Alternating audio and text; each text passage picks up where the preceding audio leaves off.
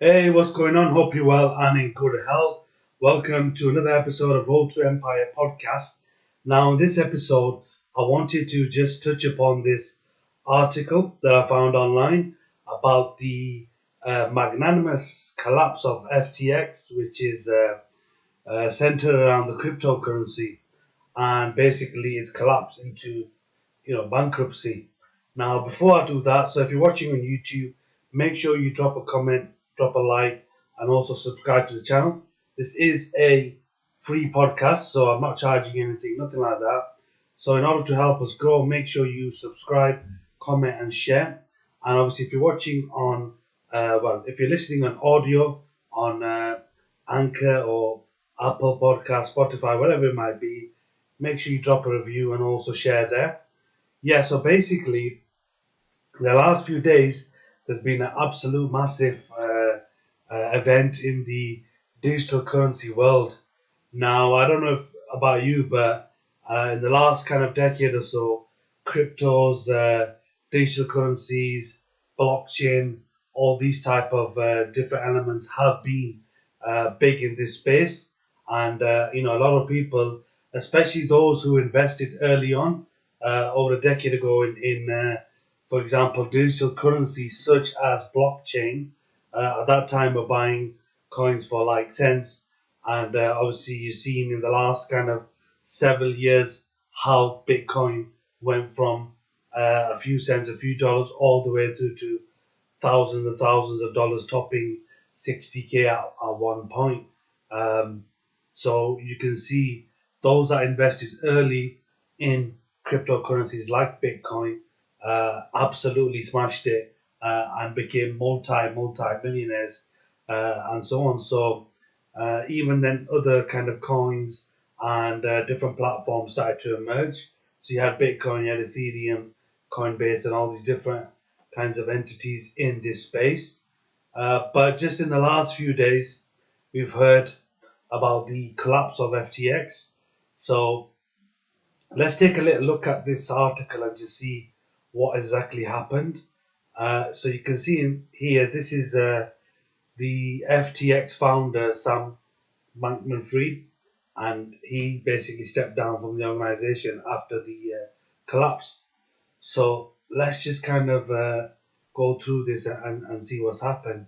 So you can see here, he's only young, 30 years old, and he was the second largest crypto exchange. He was the leader.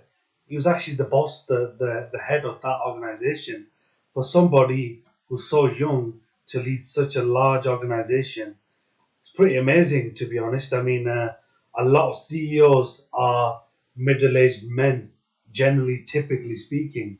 Although we do have women, ethnic minorities, and other groups of people, generally speaking, the most common kind of avatar of a CEO is a white middle-aged male. But this guy is 30 years old, quite young. So that was quite interesting, right? So if you scroll down here and just have a quick look to see what was happening. So this article talks about prior to the meltdown, this individual, Bankman-Fried, he'd been one of the big stars of the crypto scene.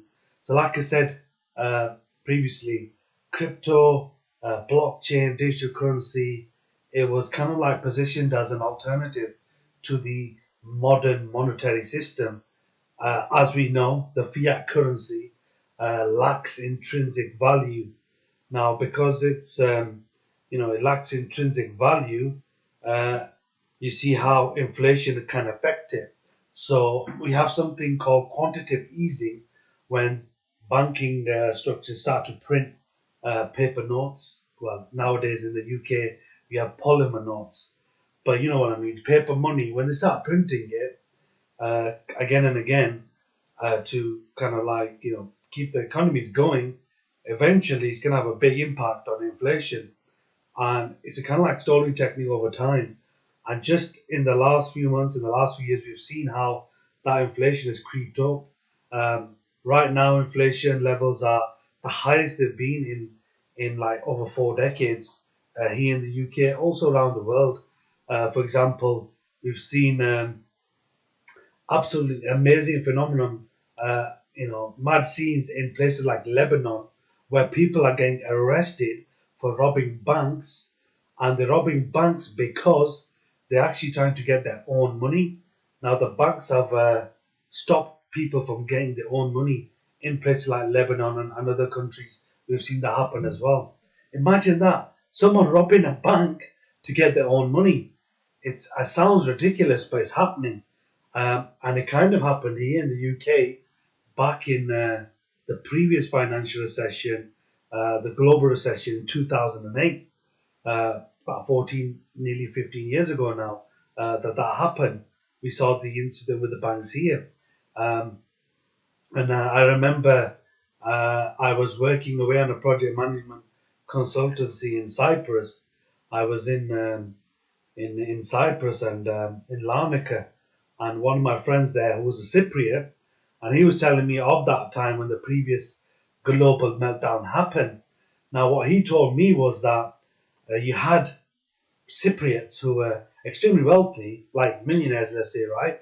And overnight, when this kind of collapse happened, their accounts were emptied. The actual establishment took their money, and they became from rich individuals. Overnight, they became paupers, poor, because their whole money had been taken away from them. And that can happen, especially in the banking industry. When you give your money into the bank then does something called fractional reserve banking, which is when if you give £1, for example, or $1, they might lend out $10 out into the marketplace. Yeah, so you see how this works, and it's important to understand and start to educate. I don't know about you, but in the UK, I don't believe that the schooling system had a large emphasis on financial education. Now, if you're not getting that financial education, guess what? You're going to get shafted. And guess what happened to me? Got shafted. Didn't know much about financial education, how to manage money, what money was, the value of money, and pretty much squandered most of my 20s. You regret that. But the thing is, you've got to come back and you've got to look at the contemporary, at the present, and start to basically learn. And you've got to, teach yourself. Mainstream education can help you earn a living, but self-education can help you earn a fortune. Now, understand those words. And that's what I did. I started to learn myself. I started listening to YouTube videos, reading books, trying to find mentors. I spent hundreds and even thousands of dollars on courses and learning from other people who had been successful in their work, had made money online, and so on. So I know I've just gone off a little bit of a tangent, but it's important to understand that. So let's have a look here. So this guy, Mr. Bankman-Fried, he was actually some kind of analyst compared him to big players like Warren Buffett, and the net worth estimated around 15 billion, which is about 12.8 billion pounds, a lot of money. But then even like a few days ago, rumors started spreading that something wasn't quite right, but there was something happening, right? And it seemed like there was a bit of a cash crunch going on. Okay, so this started causing problems because a lot of people started to leave the FTX, scrambling to raise kind of like billions of dollars, and a lot of these customers weren't able to access their cash. So you see, then the organization itself, the company, it filed for Chapter 11 bankruptcy. Now, what is Chapter 11 bankruptcy? Basically, it's when a company can continue to operate while restructuring their debts under court supervision. So it's kind of like a stalling technique, maybe gives them a bit of time to get the house in order and start to fix things up, which is here particularly focused on the debt restructure. Okay, so this is what's happening right now. And you can see here that the FTX group, their valuable assets, basically, they have to be administered and to a joint process. And that's what basically the CEO has said, who was previously a lawyer working for a venture capital firm in regards to high profile bankruptcy cases. Now it says here in the filing, FTX estimated that it had between 10 billion and 50 billion in assets and liabilities and more than 100,000 creditors. So this weren't no small operation. This was a large operation with a vast amount of wealth. So then it goes on to say that the proceedings involve FTX as well as Alameda Research, a trading firm which was founded by Mr. Bankman-Fried and has over just about 130 affiliates, according to FTX statement that was tweeted on Twitter. Now, also these include FTX operations in America, where Mr. Bankman-Fried himself uh, discussed that these were unaffected. Okay, so I mean, if we scroll down and we go down here, you can see this young man here, for example, he invested a couple of thousand into FTX at the time when things were looking good. And he says that that was a large kind of chunk of his investment portfolio.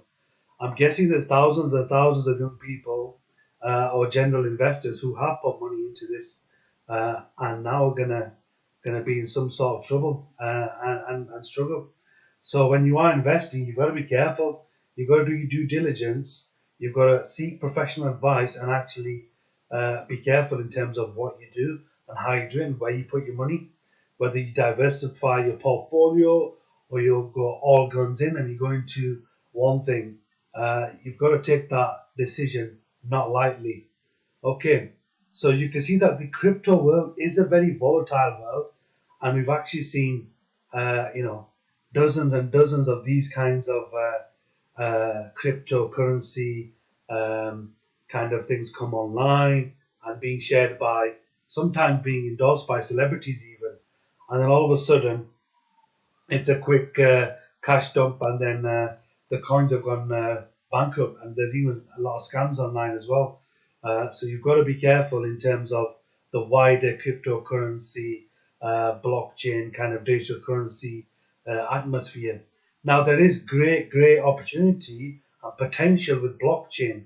You know, it can help reduce fraud and help to tackle a lot of the challenges that paper money brings with its the currency in terms of being paper. So yeah, that's something to think about in terms of when you're investing and when you're trying to build out your portfolio. And you can invest in a whole range of things such as real estate. It doesn't have to be cryptocurrency. You know, there's collector's items such as watches and all. You know, like for example, Rolex Daytonas and other types of high investment pieces such as that. But anyway, I just thought I'd do a quick video just to delve into what's happened with FTX. But generally speaking, yes, so if you enjoyed this, make sure you subscribe to the channel. And if you're listening on audio on Anchor, drop a review. And there is also an option to support the channel. So if you want to become a sponsor and sponsor the work that we're doing, you can do that on Anchor. There's an option there. So look forward to seeing you in the next video.